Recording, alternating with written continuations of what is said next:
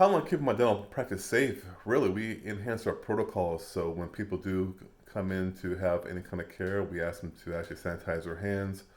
We ask them to rinse with a chlorhexidine rinse before any kind of treatment or procedure or exam. We definitely clean and sterilize the common areas where the lobby, the bathroom handles, etc. So yeah, definitely a lot more hands.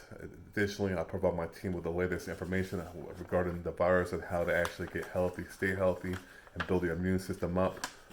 So it's more than just the physical components. It is actually the components of the well-being and physical components.